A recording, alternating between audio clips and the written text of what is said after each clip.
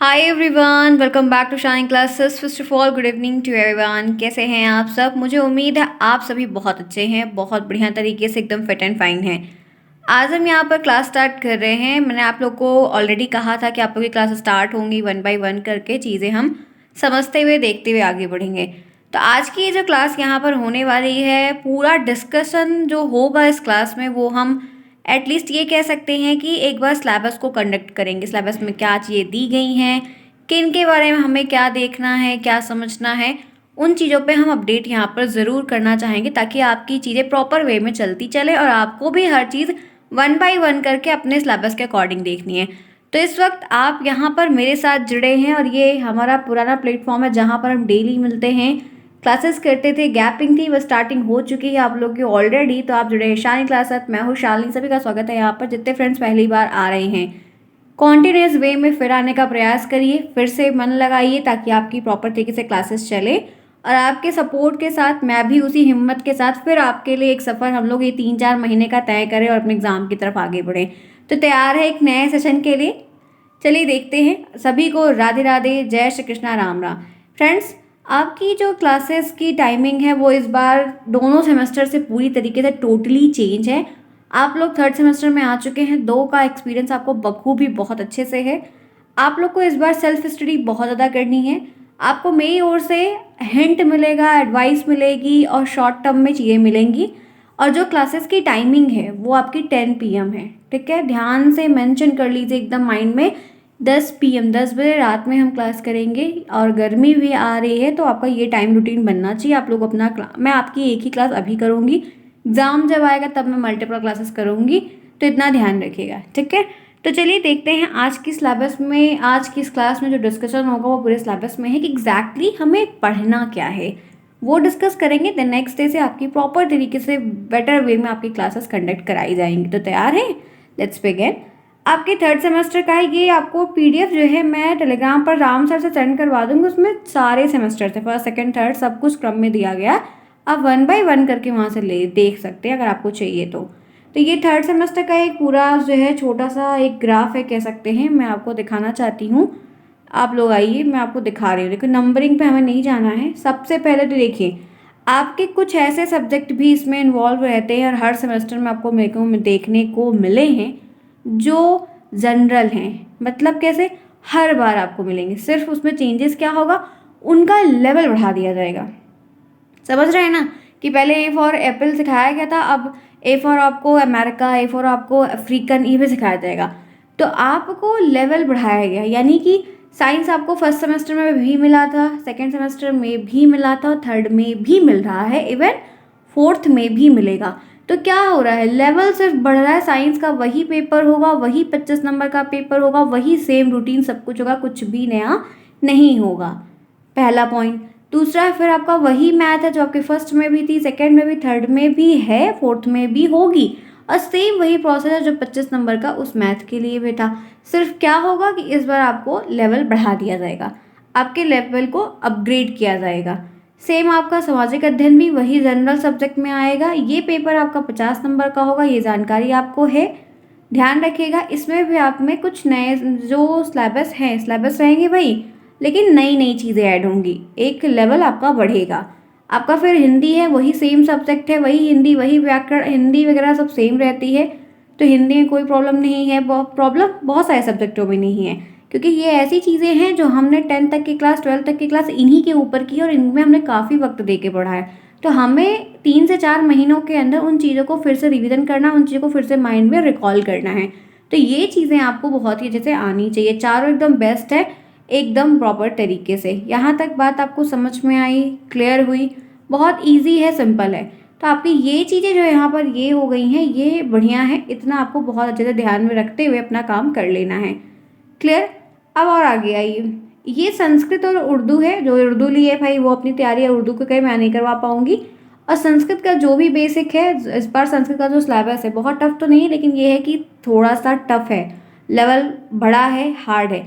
इनमें प्रश्न वैसे आते हैं जो सुपर टेट में आएंगे, टेट में आएंगे। जो बच्चे संस्कृत का पेपर लेंगे, इंग्लिश छोड़ के संस्कृत चूज़ करेंगे यूपी टेट देने के लिए, उन लेवल का जो क्वेश्चंस का एक स्टैंडर्ड है वो क्वेश्चन इनमें आता है।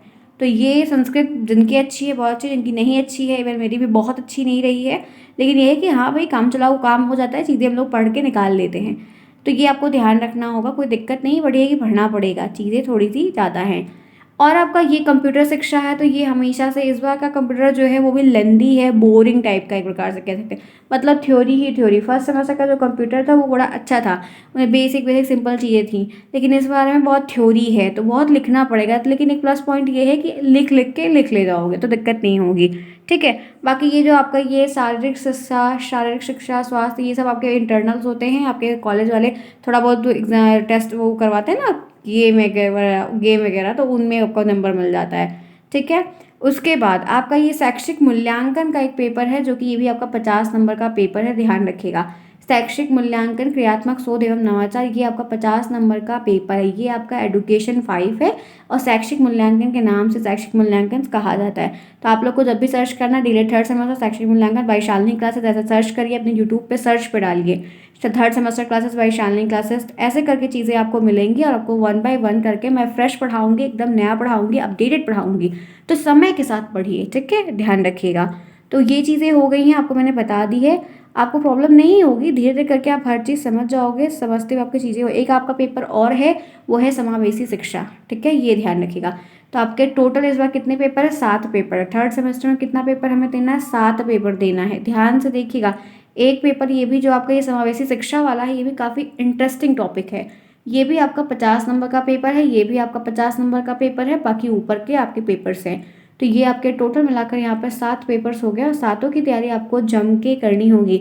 देख सकते हैं ये आपका मैथ है 1 2 3 4 5, और उसके बाद फिर आप देख सकते हो आपका ये संस्कृत हो गया है 5 6, नहीं फ्रेंड्स 8 पेपर है ना, अच्छा सेकंड में साथ रहता है, वही मैं सोच रही हूँ, हाँ नहीं नहीं ठीक है, क्लियर है, ठीक है। हाँ तो 2 पेपर आपके ये वाले हो गए, एक है ये, 2 है आपका, 2 हो गया। उसके बाद आपका फिर जो है क्या कहते हैं, ये 3 हो गया, ये 4 हो गया, 5 हो गया, 6 हो गया, 7, 8 पेपर है फ्रेंड्स, 8 है। सेकेंड सेमेस्टर में 7 और लास्ट में भी 7 ही है, ऐसा कुछ पेपर है, ठीक है।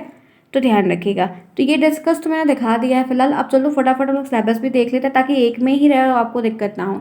ये आपका एजुकेशन 5 है, शैक्षिक मूल्यांकन क्रियात्मक शोध एवं नवाचार, ये यहाँ पर ये चीज़ें हैं, ठीक है। तो आप देख सकते हो उसमें क्या क्या टॉपिक ऐसे रिलेवेंट हैं जो आपको पढ़ने हैं इस बार, तो आप देख सकिए। ये देखिए शैक्षिक मापन और मूल्यांकन की अवधारणा क्या होता है, कॉन्सेप्ट क्या है, इनमें क्या क्या चीज़ें दी गई हैं वो जानना है। शैक्षिक मापन का अर्थ क्या होता है, एकदम सिंपल सा प्रश्न बन जाता है, शैक्षिक मापन से आप क्या समझते हैं, इसकी मीनिंग क्या है। मूल्यांकन की संकल्पना क्या होती है, मूल्यांकन क्या होता है, मूल्यांकन का उद्देश्य बताइए, मूल्यांकन का उद्देश्य आप क्या समझते हैं, मूल्यांकन का कोई 2 उद्देश्य लिखिए। तो ये चीज़ें आपको आएंगी, प्रश्न बनते हैं। यही जो टॉपिक है ये पूरा सिलेबस SCERT की तरफ से दिया गया है, ठीक है, और इसी से पेपर बनेगा। तो इन्हीं टॉपिक को इस बार पढ़ाई होगी, और इन्हीं टॉपिक को ही हमें तैयार करना है। हम अन्यथा टॉपिक पर डिस्कस नहीं करेंगे, क्योंकि उससे प्रश्न आते नहीं हैं।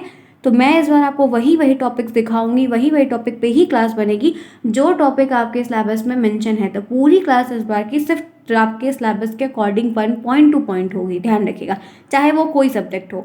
तो आपको यहाँ पर आप देख सकते हो शैक्षिक मापन का अर्थ क्या है, शैक्षिक मापन की मूल्यांकन की संकल्पना क्या है, उद्देश्य क्या है, क्षेत्र क्या है, ये पूरा टॉपिक इसी में कवर अप हो जाएगा, एक यूनिट का एक इतना पोर्शन। तो ये मैं आपको करवा दूंगी, ठीक है। और पहली जो क्लासेस भी आपकी इन्हीं पे लगभग हो जाएगी। मूल्यांकन की आवश्यकता क्या होती है, कहता है प्रश्न मूल्यांकन की कोई 2 आवश्यकता बताइए, कोई 2 महत्व बताइए। फिर इनकी प्रशासनिक अवस्था, शैक्षिक अवस्था, मूल्यांकन के अनुसंधान में क्या आवश्यकता आ रही है, सामाजिक दृष्टिकोण से क्यों ज़रूरी है, क्या इंपॉर्टेंस है, क्या रिलेवेंसी है, वो चीज़ें आपको ध्यान रखनी होंगी। आगे बढ़ते हैं। मापन और मूल्यांकन में अंतर क्या होता है, ये भी बहुत इंपॉर्टेंट है। परीक्षण और मापन में क्या अंतर होता है, इन लोगों के दोनों टॉपिक्स के बीच में क्या सेम है, क्या अंतर है, ये प्रश्न आएगा। सतत और व्यापक मूल्यांकन की अवधारणा क्या है, सतत क्या है, व्यापक क्या है, इनके बारे में बताना। सतत से आप क्या समझते हैं, सतत मूल्यांकन क्या होता है, दक्षता आधारित मूल्यांकन क्या होता है, व्यापक मूल्यांकन क्या है, सतत मूल्यांकन का महत्व बताइए। ये सारे प्रश्न आपको आएंगे। आपको इनकी कार्यप्रणाली, इनके सोपान, इनके क्षेत्र, ये सब कुछ आपको 1 बाय 1 करके प्रश्न आपको बनेंगे। 50 नंबर के 3 पेपर होते हैं, तीनों बहुत इंपॉर्टेंट होते हैं। हम इन्हीं में नंबर बनाते हैं, इन्हीं में हर चीज़ को करते हैं। उसके बाद आपके मूल्यांकन के पक्ष हैं, ये पक्षों से बहुत प्रश्न बनते हैं। संज्ञानात्मक होता है, भावात्मक, कौशलात्मक है, जिनमें हमको ज्ञान, बोध, अनुप्रयोग, व्यवहारिकता ये सारे पॉइंट्स पढ़ने हैं। 1 बाय 1 करके एक एक पे हमें डिस्कस करना है। प्रश्न हमसे बहुत बनते हैं। ठीक है, यहाँ तक बात समझ में आई। चलिए फटाफट क्लास को लाइक करिए, फिर आगे बढ़ते हैं। पूरा सिलेबस डिस्कस कर लेंगे, और ताकि जब भी आप देख रहे हैं या कुछ भी कर रहे हैं तो एक में ही कर लें, बहुत आपको परेशानी ना हो खोजने के लिए। प्लेलिस्ट आपकी बनेगी, नई नई सारी बनेगा, सब में आपको 2024 लिखा होगा, आपको उसी में क्लिक करना है और अपनी पढ़ाई भी प्रॉपर वहीं से करनी है। ठीक है, तो चलिए फटाफट क्लास को लाइक करें, जिन्होंने क्लास को अभी तक लाइक नहीं किया है, क्योंकि लाइक तो बनता है, मंदिर में आना है तो घंटी तो बजानी होगी। करेक्ट।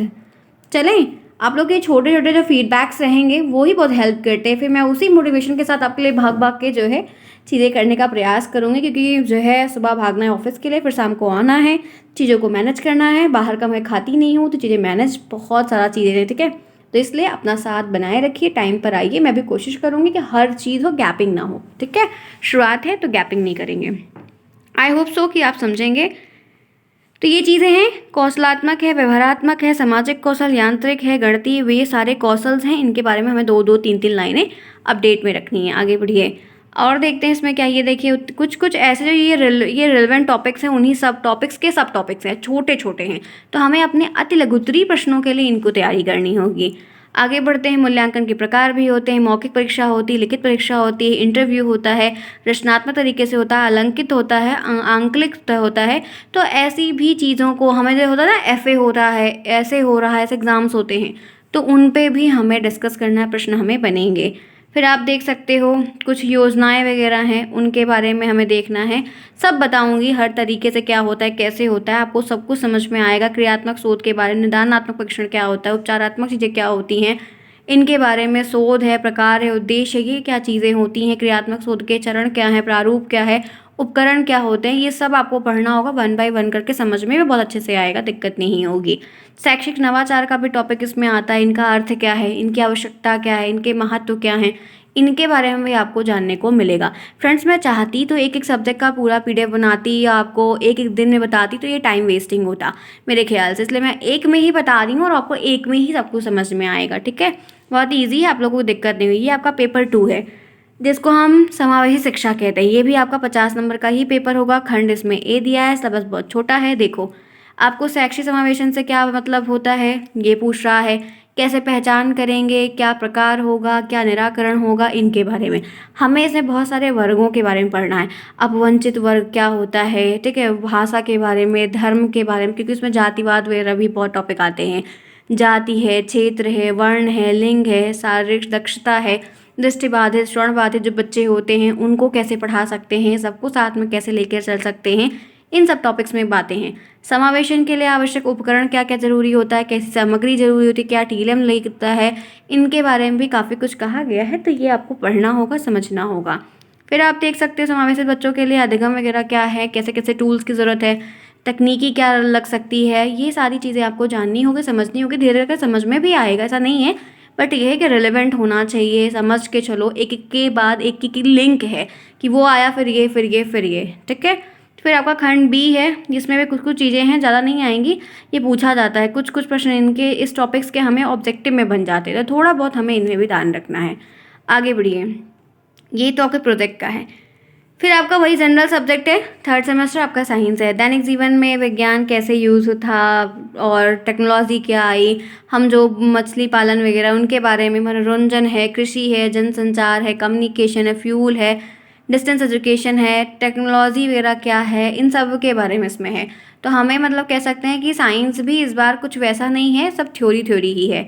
उसके बाद प्रेशर दाब है, वैज्ञानिक यंत्र क्या है, जीव जंतुओं के बाहर आंतरिक अंगों का कार्य वगैरह में क्या विविधता है, इनके बारे में भी हमें हर चीज़ को ध्यान में देखना है। परीक्षण है और ब्रह्मांड से मतलब क्या चीज़ें प्राकृतिक संपदा में आ रही हैं, संरक्षण कैसे कर सकते हैं, ये सारी चीज़ें। कार्बन और यौगिक क्या है उनके बारे में, मतलब ये कह सकते हैं कि थ्योरेटिकल ज़्यादा है। फिर देखिए बीमारियों के बारे में भी है, बीमारियों का कैसे निदान कर सकते हैं, कारण कैसे जान सकते हैं, डायबिटीज़ के बारे में है, ब्लड प्रेशर के बारे में, हार्ट अटैक के बारे में है, थोड़ा थोड़ा जानना है, बहुत नहीं। उसके बाद एनवायरनमेंट सेक्शन भी काफ़ी भर भर के है। जलीय पौधों के बारे में, जानवरों के बारे में, ग्रीन हाउस इफेक्ट के बारे में, धरती का बढ़ना, तापना, मापन, ये सारी चीज़ें कैसी होती हैं, इनके बारे में भी काफ़ी कुछ दिया गया है। आपको ऊष्मा, प्रकाश, ध्वनि क्या है, मापन कैसे कर सकते हो, संचरण कैसे होगा, संवहन कैसे होगा, स्रोत क्या है, परावर्तन, अपरावर्तन, ये सारी चीज़ें आपको देखने को मिलेगा। आपको इसमें लेंसेज के बारे में भी पढ़ने को मिलेगा, प्रतिबिंब कैसे बन रहा है, स्पेक्ट्रम्स वगैरह क्या है, वो सब कुछ। आपको साउंड के बारे में भी जानना है। तो ये साइंस है, बहुत छोटा है, आप देख सकते हो कितना छोटा सा सिलेबस दिया गया है, सब कवर कर लेंगे। फिर आप देख सकते हो ये आपके प्रोजेक्ट्स हैं, ये हमें नहीं ध्यान रखने हैं। ये आपका सोशल साइंस 50 नंबर का एक पेपर और है, जहाँ पर आपको मुगल साम्राज्य के बारे में इस बार पढ़ना होगा, बाबर के बारे में, हुमायूं के बारे में, संगेज खां और जो जहांगीर है, औरंगजेब है, सबके बारे में। मुगलों का राजपाट कैसे था, मुगल कैसे रहते थे, क्या करते थे, क्या उनका कैसे था, वो ईस्ट इंडिया कंपनी कब आई, कितने कितने युद्ध हुए, कितनी कितनी लड़ाइयाँ हुई, अंग्रेजों के बारे में, पुर्तगालियों के बारे में, इनके बारे में हमें सिलेबस बड़ा है। फिर एसएसटी का सिलेबस फिर बड़ा है हर बार की तरह। फिर आप देखो प्लासी का युद्ध, बक्सर का युद्ध, इलाहाबाद की संधि हुई थी, कर्नाटक के युद्ध हुए थे, वो सब, रॉबर्ट क्लाइव का आना, लॉर्ड डलहौजी के बारे में, विलियम बेंटिक की पॉलिसी है, ये सब कुछ आपको इसमें देखने को मिलेगा, सिलेबस बड़ा है इसका। फिर आपका ये वो है ज्योग्राफी, कटिबंध एरिया वगैरह, और वेजिटेटिव लाइफ जो होती है, बायोडाइवर्सिटी, उससे प्रश्न है। फिर आपका वही एशिया कॉन्टिनेंट, अफ्रीका कॉन्टिनेंट में क्या क्या चीज़ें हैं, पॉपुलेशन वगैरह क्या है, कितना विस्तार है, वो सब कुछ है। आपकी जो संपदा वगैरह, यातायात के, संचार के, जाने आने के प्राकृतिक संसाधन जो उनके बारे में है। तो ऐसी कई चीज़ें हैं जो आपको ये खनिज संपदा से संबंधित दी गई हैं, देखना होगा, ठीक है। फिर आपका सिविक्स है, संसद के बारे में इस बार खूब है, कैसे क्या होता है, काम कितने समय तक रहता है, कार्य क्या है, सैलरी क्या है, कानून क्या है, प्रक्रिया क्या है, न्यायपालिका क्या है, उच्च न्यायालय क्या है, उच्चतम न्यायालय क्या है, हाई कोर्ट, सुप्रीम कोर्ट, ये सब क्या है, कैसे क्या क्या होता है। तो ये सब कुछ आपको इस बार पढ़ना होगा, ठीक है।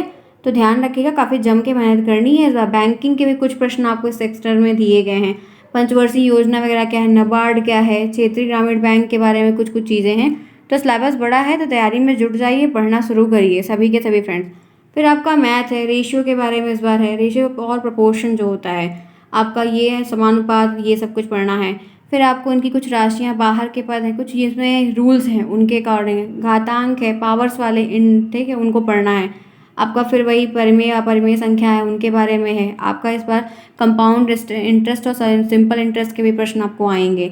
आपको इस बार जो है ये चक्रवृद्धि वे देखो, ये है मिक्स्ड इंटरेस्ट, कंपाउंड इंटरेस्ट, ये सब लगाना होगा। बैंक की जानकारी से संबंधित कुछ प्रश्न आए, खो खाता कितने प्रकार का होता है, चेक कितने प्रकार की होती है, ये सब कुछ आएगा। आपको घातांक वाले भी, लॉगरिथम के कुछ सवाल आएंगे, ठीक है। ये भी बैंक के कुछ सवाल इसमें आपके स्टैटिक पोर्शन के भी रहेंगे, तो ध्यान रखना होगा। बीजगणित के सवाल रहेंगे, एक पदी, दो पदी, व्यंजक का भाग रहेगा, आयतन, धारिता वाले, वॉल्यूम और कैपेसिटी वाले सवाल रहेंगे, घन, घनाभ, क्यूबॉइड के प्रश्न रहेंगे, वित्त खंड के रहेंगे, वित्त खंड और त्रिज्या के अवधारणा के रहेंगे। काफ़ी प्रश्न इस बार रहेंगे मैथ में। मैथ भी सिलेबस बड़ी है भाई, देख लो, मैं इसीलिए पहले सिलेबस दिखा रही हूँ आपको। इस बार ज्योग्राफी मतलब कह सकते हैं, ज्योमेट्री के भी प्रश्न भर भर के हैं, मेंसुरेशन ज्योमेट्री के, इन सबके ज्योमेट्री के मेनली हैं, तो ये भी आपको ध्यान से फिर देखने होंगे। आगे बढ़िए। फिर हिंदी है, हिंदी तो बहुत इजी। अब की बार लेखकों के बारे में, लेखक के नाम, अलग अलग मुहावरे, लोकोक्तियाँ, मेला, राष्ट्रपर्व पे गद्य पद्य में अंतर है, देख रहे हैं। हिंदी अच्छा है, कोई दिक्कत नहीं है। पत्र वगैरह इसमें भी आपको इस बार लिखने को आएगा। इस बार कवियों के बारे में ज़्यादा, इनकी रचनाओं के नाम पूछता है। आगे बढ़िए। फिर संस्कृत है, संस्कृत में देखिए क्या है, ध्वनि, उच्चारण, स्थानों का ज्ञान है, कैसे हो रहा है, क्या हो रहा है। संधि इस बार है, समाज संस्कृत में आएगा, जो हिंदी में है वही संस्कृत में भी आएगा। शब्द रूप इस बार आपको वचन, विभक्ति, ये सब कुछ आएगा। धातु रूप के बारे में भी आपको इस बार आएगा, तो ये सब पढ़ना होगा भाई, करेक्ट ध्यान देख लो। कारक विभक्ति के चिन्ह हैं, लोकोक्तियाँ इस बार जो है, सुलेख, अनुलेख है। आपके पास श्लोक भी बहुत सारे रहेंगे, तो फर्स्ट सेमेस्टर में है वो, थर्ड सेमेस्टर में भी श्लोक देखने को मिलेंगे। तो इस तरीके से आपको बहुत सारी चीज़ें रिलेवेंट जुड़ी हुई पढ़नी होगी और तैयार करनी होगी, ठीक है। तो ध्यान रखिएगा। तो मैंने आप लोग को ये चीज़ें बता दी। शायद मैंने कंप्यूटर का सिलेबस आपका मैंने नहीं लिया, आई थिंक ना, तभी मैं सोच रही हूँ कि ये 7 पेपर ही कैसे है। एक आपका कंप्यूटर भी तो है, कंप्यूटर और संस्कृत एक साथ होता है, और इंग्लिश और ये एक साथ होता है। तो आपका एक शायद मैंने यहाँ पर नहीं लिया है, क्योंकि काफ़ी टाइम जब गैपिंग हो जाती है तो चीज़ें जो है नहीं एकदम वो आती हैं टाइम पर, पढ़ने लगो करने लगो तो होने लगता है। ठीक है, कोई नहीं, वो भी मैं आपको दिखा दूँगी, बता दूँगी, कोई प्रॉब्लम नहीं है। ओके फ्रेंड्स, तो ये रहा आज का डिस्कशन, जिस पे हमने डिस्कस किया। शुरुआत एक प्रकार से कर ही दी है, फिर आपकी चीज़ें, मुझे थोड़ा सा वक्त लग जाएगा, थोड़ा सा वक्त तो दो, सेटल हो जाए तो प्रॉपर तरीके से। थोड़ा ठंड भी है तो काफ़ी चीज़ें हैं, फिलहाल तभी मैंने कोशिश किया है कि आपके लिए स्टार्ट किया जाए। आपको एक ही क्लास अगर जा रही है तो एटलीस्ट वो भी टाइम पर जाए और आप क्लास करिए, ठीक है। तो मेरा प्रयास साथ दीजिएगा, ज़रूर आपकी हेल्प कर दूँगी। ऐसे ही आप लोग स्माइल करते रहिए, आते रहिए, देखते रहिए, समझते रहिए। प्रॉब्लम्स है तो पूछ लीजिए, जितना हो सके उतनी हेल्प आपकी की जाएगी यहाँ से। मिलते हैं फिर हम लोग नेक्स्ट, कल करेंगे अपनी एकदम प्रॉपर तरीके से क्लास, सेम टाइम पर रात में 10 बजे 10 बजे 10 बजे 10 बजे। टेलीग्राम को ज्वाइन करिए, आपको वहाँ पर कोई भी क्लास नहीं छूटेगी, लिंक मिलेगा। मिलते हैं नेक्स्ट में कल, तब तक के लिए take care, bye bye, see you soon, good night.